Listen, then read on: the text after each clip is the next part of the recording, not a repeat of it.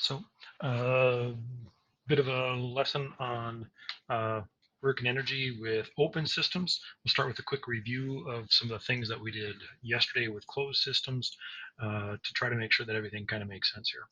Um, there. So yesterday we did a little bit where we spoke about closed and isolated systems. We said, hey, if a system is closed and isolated, then that means no energy, no objects, neither can enter into our system, neither can leave our system. If we have a closed and isolated system, all of the energy is internal within that system, and the total amount is constant. And that means that the total energy is while constant, the energy types can change. We can start off with a bunch of kinetic now, and then later on we can go to a bunch of gravitational energy or elastic energy, things like that. One way to look at it is to say the total energy in the beginning equals the total energy in the end. So the sum of all energies in the beginning, or the sum of all energies initial, equals the sum of all energies final. When we looked at that yesterday, that was on this slideshow. Uh, Here we go. Talking about it there, where we said that energy can be neither created nor destroyed. It just changes from one visible form to another, or we see it in different ways. So we spoke about it there. Um, all right. Then here is an example of a closed system. So we'll go through and we'll do some work on this on a Google Doc, and we'll try to make some sense of it. But while we're here, um, we can see that we have our system schema. We did those a lot when we were talking about forces. So we have a cart, and then there's a spring and a block. There's that track system there. At position A, the cart is not moving. At position B, the cart is moving, and it's up on the top of this little loop-to-loop. So we can imagine that the spring slung the car around like that. So our system schema says, hey, the earth exists, the table exists, the track exists, the spring and the cart all exist, and they all interact in different ways. Remember, these dashed lines represent an interaction that does not require contact. So this is like a gravitational interaction between the earth and the track, a gravitational interaction between the earth and the table, gravitational interaction between the earth and the spring, gravitational interaction between the earth and the cart. Then these solid lines are looking at contact based interactions. The earth and the table, that contact force is like the table resting on the floor of the building, which is in essence attached to the earth. The track and the table are in contact. The track is in contact with the spring. The spring is in contact with the cart. The cart is in contact with the track.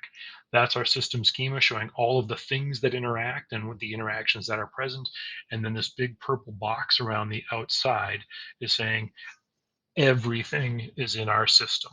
So when we say everything is in our system, that's excuse me, when we say everything is in our system, that's helpful because then we can go through and we say if everything is in our system, we can analyze the types of energies present.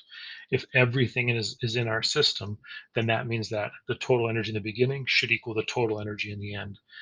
If everything is in our system, those numbers should be identical. So I'm going to go to this diagram here. Different people in different places do these slightly differently. Like they have this circle mean something different. For this, I'm just going to put an equals sign in here. And that means doing it this way means that all of these different energy types present in the beginning, the sum of those should equal the sum of all of these in the end. Now we can go through like we did yesterday. We spoke about the ways to tell which types of energies are present. We've done that over the past week or so.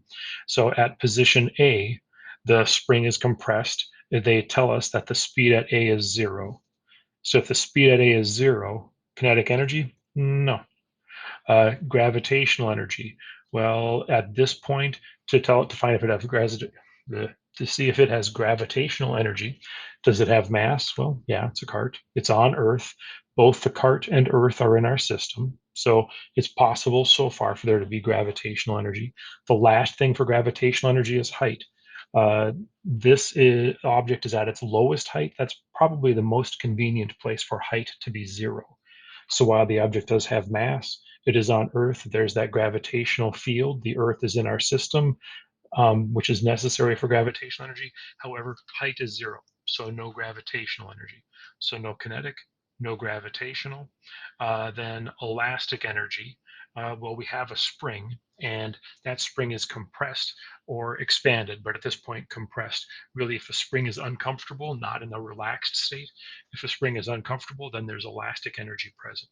So it really feels like there is elastic energy present. This ET is like for energy thermal, and that usually is like if there's friction present, and then as you have friction present and things moving back and forth, there's a change in temperature.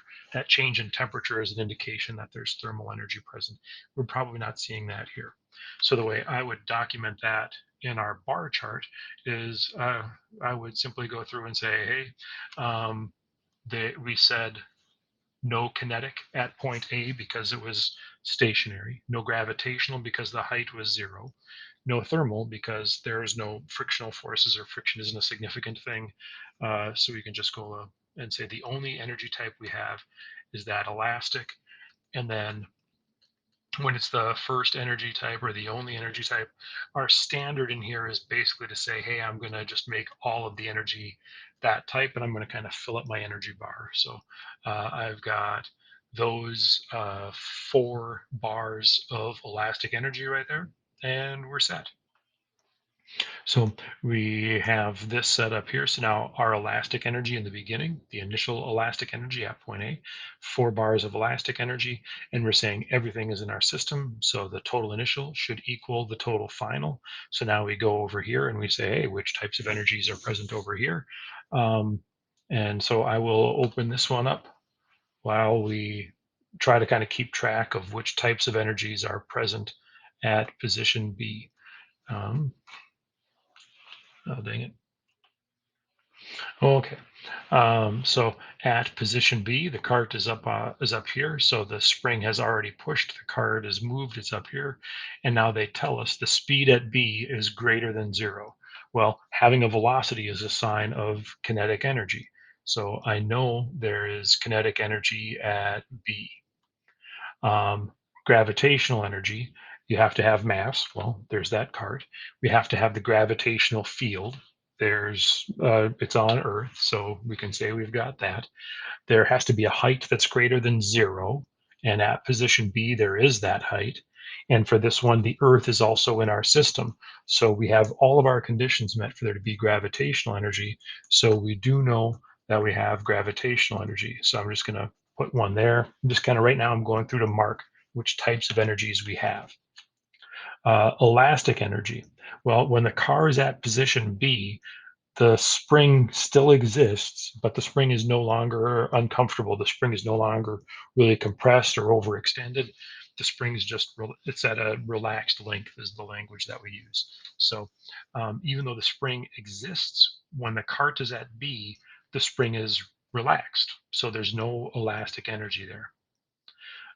Then we're at thermal energy. So for thermal energy, there would only be thermal energy if there was significant friction again or things like that.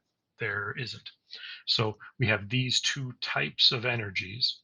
Um, and when we were looking at these earlier, um, we said that the total energy in the beginning should equal the total energy at the end because it's a closed and isolated system. So we started off with 4 blocks of energy, all elastic. That means we should end with 4 blocks of energy. So at this point for us, how many of each? We know we need 4.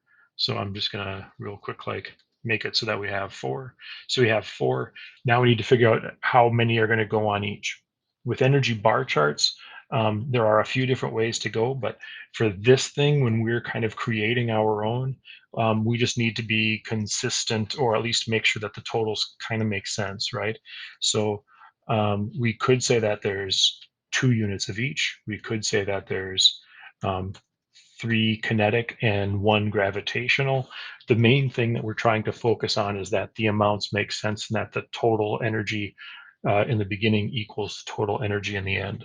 If we really wanted accurate, precise numbers, we just go through and calculate things, right? We would make sure we had masses and velocities and heights. We would calculate like we've done on some of our other worksheets. So I'm just going to go with 2 and 2 and say that kind of works. So now we have 4 bars of elastic in the beginning equals the 4 bars of energy at the end. And if we wanted to type all these things in, um, which is, this is an assignment that we've done in past years, but we're not doing it this year with things as they are. So I'm going to say energy elastic, and that's in the beginning. So you know what, I'll try to just do like elastic initial. The symbols and stuff get to be a bit much, pardon me. So the initial elastic energy, that's the only type of energy present in the beginning, equals, and then, so that's this, equals, and then in the end, in the final, we have kinetic energy and gravitational energy. So I'm going to say EK final plus E gravitational final.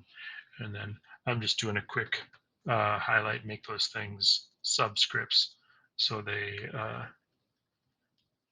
look more like the notes that they are as opposed to something big and crazy there. Oh, deep. So this is the reminder of what this stuff would look like when we're going through doing these things, making that big enough so we can see.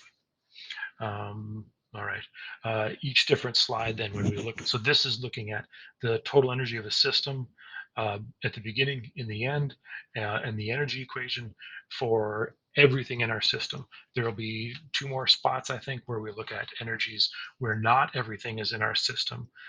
We're still saying everything exists, but we're looking at them in a slightly different way. So I'm going to stop this one, and you can continue on through the slideshow.